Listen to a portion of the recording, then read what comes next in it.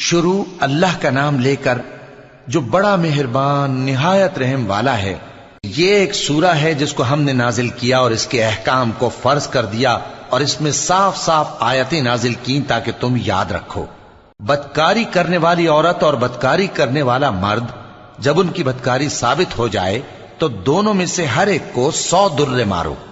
اور اگر تم اللہ اور روز آخر پر ایمان رکھتے ہو تو اللہ کے قانون کو نافذ کرنے میں تمہیں ان پر ہرگز ترس نہ آئے، اور چاہیے کہ ان کی سزا کے وقت مسلمانوں کی ایک جماعت بھی موجود ہو۔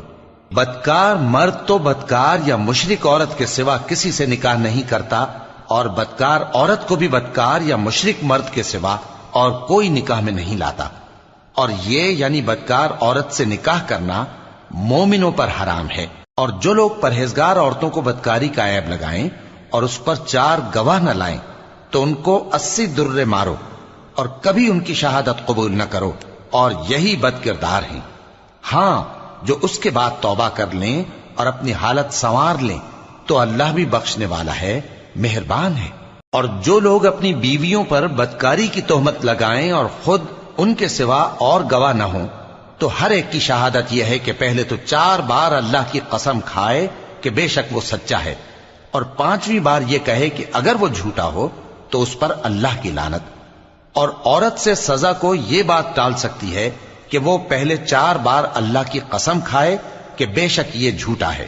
اور 5ویں دفعہ یوں کہے کہ اگر یہ سچا ہو تو مجھ پر اللہ کا غضب نازل ہو۔ اور اگر تم پر اللہ کا فضل اور اس کی مہربانی نہ ہوتی تو بہت سی خرابیاں پیدا ہو جاتی۔ اور یہ کہ اللہ توبہ قبول کرنے والا ہے، حکیم ہے۔ جن لوگوں نے یہ بہتان باندھا ہے وہ تمہیں میں سے ایک جماعت ہے، اس کو اپنے حق میں برا نہ سمجھنا، بلکہ وہ تمہارے لیے اچھا ہے۔ ان میں سے جس شخص نے گناہ کا جتنا حصہ لیا اس کے لیے اتنا وبال ہے، اور جس نے ان میں سے اس بہتان کا بڑا بوجھ اٹھایا ہے اس کو بڑا عذاب ہوگا۔ جب تم نے وہ بات سنی تھی تو مومن مردوں اور عورتوں نے کیوں اپنے دلوں میں نیک گمان نہ کیا، اور کیوں نہ کہہ دیا کہ یہ کھلم کھلا بہتان ہے؟ یہ بہتان لگانے والے اپنی بات کی تصدیق کے لیے 4 گواہ کیوں نہ لائے؟ تو جب یہ گواہ نہیں لا سکے تو اللہ کے نزدیک یہی جھوٹے ہیں۔ اور اگر دنیا اور آخرت میں تم پر اللہ کا فضل اور اس کی رحمت نہ ہوتی تو جس شغل میں تم منہمک تھے اس کی وجہ سے تم پر بڑا سخت عذاب نازل ہوتا، جب تم اپنی زبانوں سے اس کا ایک دوسرے سے ذکر کرتے تھے اور اپنے منہ سے ایسی بات کہتے تھے جس کا تم کو کچھ بھی علم نہ تھا، اور تم اسے ایک ہلکی بات سمجھتے تھے، حالانکہ اللہ کے نزدیک وہ بڑی بھاری بات تھی۔ اور جب تم نے اسے سنا تھا تو کیوں نہ کہہ دیا کہ ہمیں شایع نہیں کہ ایسی بات زبان پر لائیں؟ پروردگار تو پاک ہے، یہ تو بہت بڑا بہتان ہے۔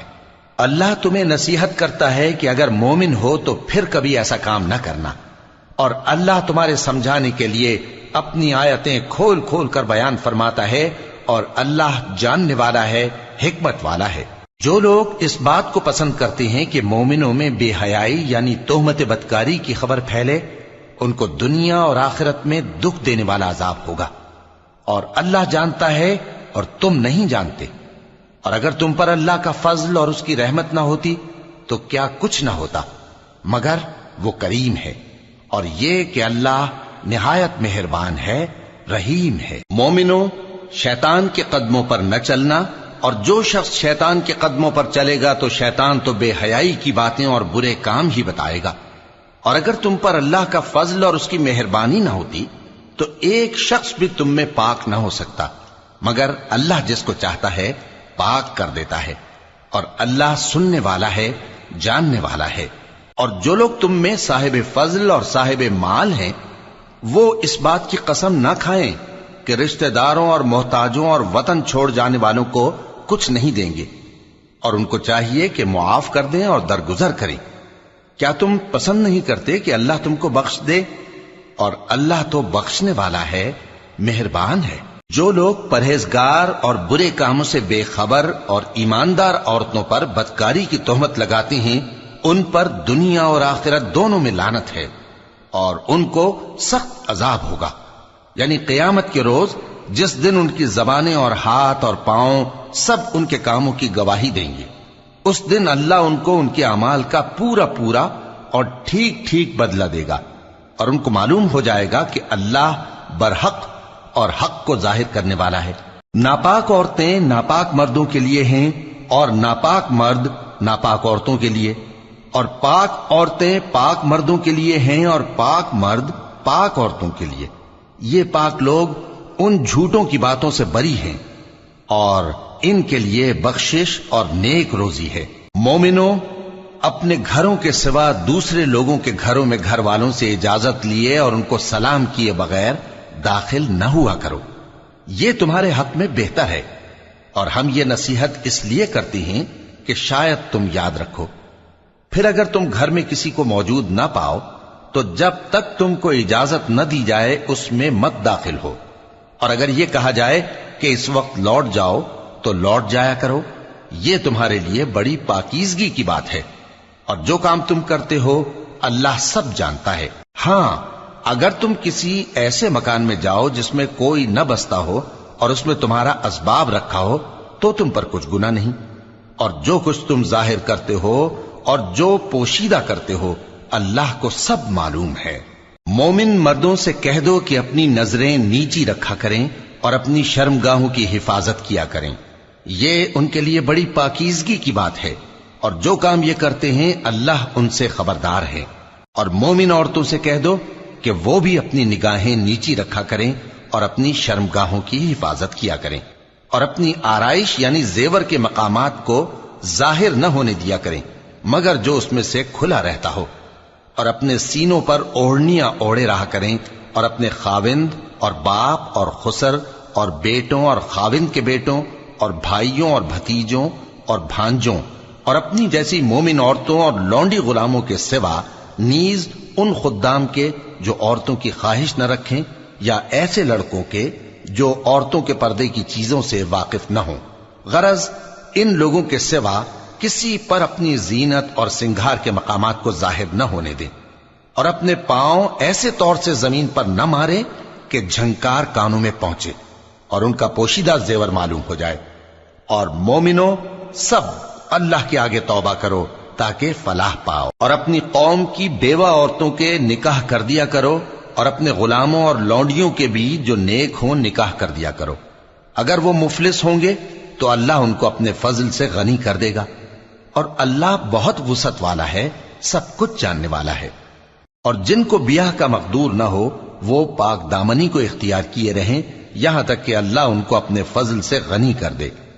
اور جو غلام تم سے مکاتبت یعنی مال دے کر پروانہ آزادی کی تحریر چاہیں، اگر تم ان میں صلاحیت اور نیکی پاؤ تو ان سے مکاتبت کر لو، اور اللہ نے جو مال تم کو بخشا ہے اس میں سے ان کو بھی دو۔ اور اپنی باندیوں کو اگر وہ پاک دامن رہنا چاہیں تو دنیاوی زندگی کے فوائد حاصل کرنے کے لیے بدکاری پر مجبور نہ کرنا، اور جو ان کو مجبور کرے گا تو ان بیچاریوں کے مجبور کیے جانے کے بعد اللہ بخشنے والا ہے، مہربان ہے۔ اور ہم نے تمہاری طرف روشن آیتیں نازل کی ہیں، اور جو لوگ تم سے پہلے گزر چکے ہیں ان کی خبریں اور پرہیزگاروں کے لیے نصیحت۔ اللہ آسمانوں اور زمین کا نور ہے، اس کے نور کی مثال ایسی ہے کہ گویا ایک طاق ہے جس میں ایک چراغ ہے، اور چراغ ایک قندیل میں ہے، اور قندیل ایسی صاف شفاف ہے کہ گویا موتی کا سا چمکتا ہوا تارا ہے۔ اس میں ایک مبارک درخت کا تیل جلایا جاتا ہے یعنی زیتون کا، کہ نہ مشرق کی طرف ہے نہ مغرب کی طرف۔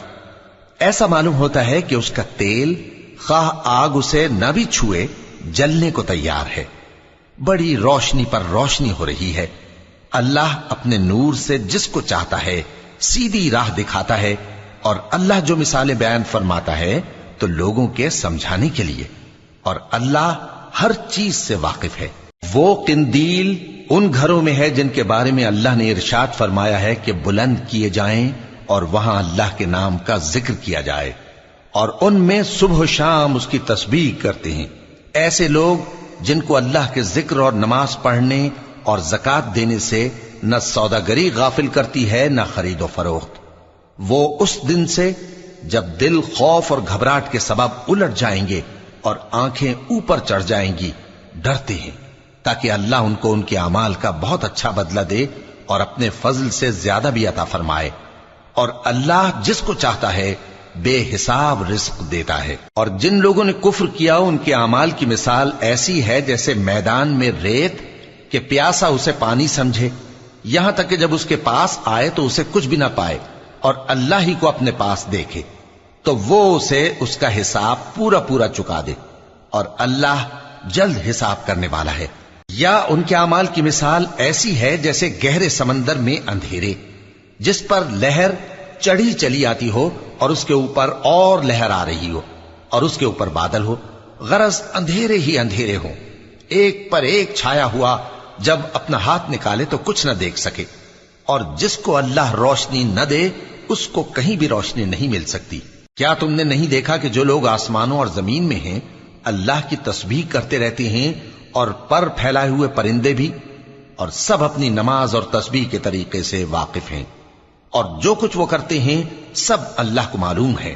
اور آسمان اور زمین کی بادشاہی اللہ ہی کے لیے ہے اور اللہ ہی کی طرف لوٹ کر جانا ہے۔ کیا تم نے نہیں دیکھا کہ اللہ ہی بادلوں کو چلاتا ہے، پھر ان کو آپس میں ملا دیتا ہے، پھر ان کو تہ بتہ کر دیتا ہے،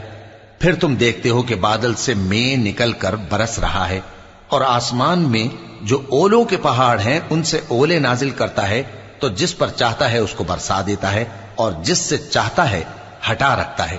اور بادل میں جو بجلی ہوتی ہے اس کی چمک آنکھوں کو خیرہ کر کے بینائی کو اچ کے لیے جاتی ہے۔ اللہ ہی رات اور دن کو بدلتا رہتا ہے، اہل بصارت کے لیے اس میں بڑی عبرت ہے۔ اور اللہ ہی نے ہر چلنے پھرنے والے جاندار کو پانی سے پیدا کیا، تو ان میں سے بعض ایسے ہیں کہ پیٹ کے بل چلتے ہیں، اور بعض ایسے ہیں جو 2 پاؤں پر چلتے ہیں، اور بعض ایسے ہیں جو 4 پاؤں پر چلتے ہیں۔ اللہ جو چاہتا ہے پیدا کرتا ہے، بے شک اللہ ہر چیز پر قادر ہے۔ ہم ہی نے روشن آیتیں نازل کی ہیں، اور اللہ جس کو چاہتا ہے سیدھے راستے کی طرف ہدایت کرتا ہے۔ اور بعض لوگ کہتے ہیں کہ ہم اللہ پر اور رسول پر ایمان لائے اور ان کا حکم مان لیا، پھر اس کے بعد ان میں سے ایک فریق پھر جاتا ہے، اور یہ لوگ صاحب ایمان ہی نہیں ہیں۔ اور جب ان کو اللہ اور اس کے رسول کی طرف بلایا جاتا ہے تاکہ پیغمبر ان کا قضیہ چکا دیں، تو ان میں سے ایک فریق منہ پھیر لیتا ہے، اور اگر ان کو حق ملتا ہو تو اس کی طرف قبول کر کے چلے آتے ہیں۔ کیا ان کے دلوں میں بیماری ہے یا یہ شک میں ہیں، یا ان کو یہ خوف ہے کہ اللہ اور اس کا رسول ان پر ظلم کریں گے؟ نہیں، بلکہ یہ خود ہی ظالم ہے۔ مومنوں کی تو یہ بات ہے کہ جب اللہ اور اس کے رسول کی طرف بلائے جائیں تاکہ وہ ان میں فیصلہ کریں تو کہیں کہ ہم نے حکم سن لیا اور مان لیا، اور یہی لوگ فلاح پانے والے ہیں۔ اور جو شخص اللہ اور اس کے رسول کی فرما برداری کرے گا اور اس سے ڈرے گا اور اس کا تقوی اختیار کرے گا تو ایسے ہی لوگ مراد کو پہنچنے والے ہیں۔ اور یہ اللہ کی سخت سخت قسمیں کھاتے ہیں کہ اگر تم ان کو حکم دو تو سب گھروں سے نکل کھڑے ہوں۔ کہہ دو کہ قسمیں مت کھاؤ، پسندیدہ فرما برداری درکار ہے، بے شک اللہ تمہارے سب اعمال سے خبردار ہے۔ کہہ دو کہ اللہ کی فرما برداری کرو اور رسول کے حکم پر چلو، اگر منہ موڑو گے تو رسول پر اس چیز کا ادا کرنا ہے جو ان کے ذمے ہے، اور تم پر اس چیز کا ادا کرنا ہے جو تمہارے ذمے ہے۔ اور اگر تم ان کے فرمان پر چلو گے تو سیدھا رستہ پالو گے، اور رسول کے ذمے تو صاف صاف پہنچا دینا ہے۔ جو لوگ تم میں سے ایمان لائے اور نیک کام کرتے رہے ان سے اللہ کا وعدہ ہے کہ ان کو ملک کا حاکم بنا دے گا، جیسا ان سے پہلے لوگوں کو حاکم بنایا تھا، اور ان کے دین کو جسے اس نے ان کے لیے پسند کیا ہے مستحکم و پائیدار کرے گا، اور خوف کے بعد ان کو امن بخشے گا۔ وہ میری عبادت کریں گے اور میرے ساتھ کسی چیز کو شریک نہ بنائیں گے،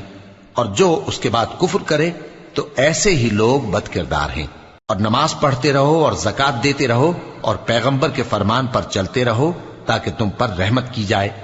اور ایسا خیال نہ کرنا کہ کافر لوگ ہم کو زمین میں مغلوب کر دیں گے، ان کا ٹھکانہ دوزخ ہے اور وہ بہت برا ٹھکانہ ہے۔ مومنوں، تمہارے باندی غلام اور جو بچے تم میں سے بلوغ کو نہیں پہنچے 3 دفعہ یعنی 3 اوقات میں تم سے اجازت لیا کریں،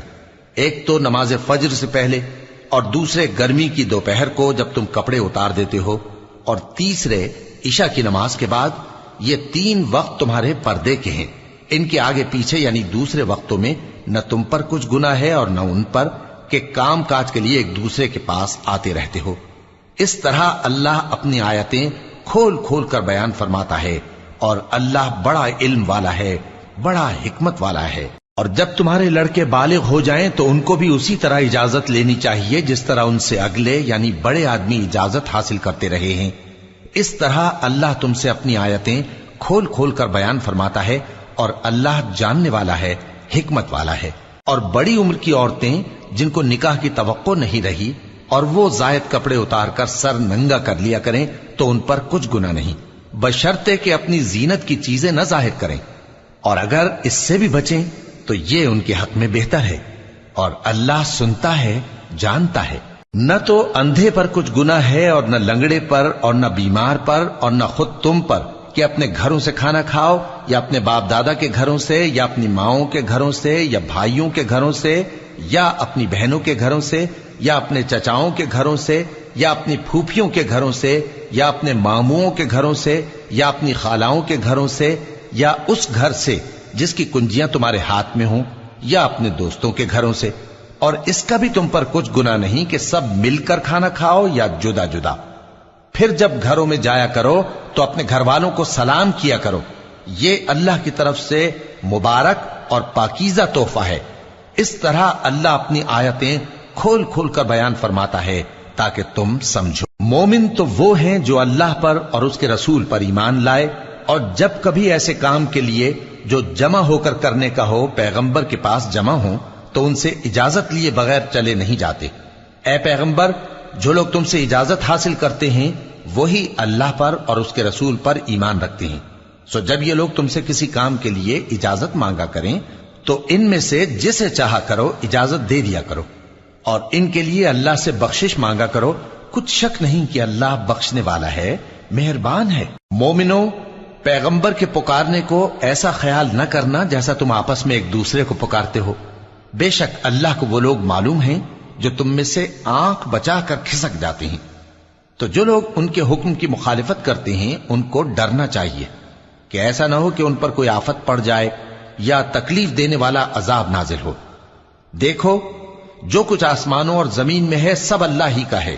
جس طریق پر تم ہو وہ اسے جانتا ہے،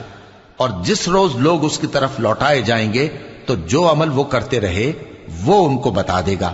اور اللہ ہر چیز سے واقف ہے۔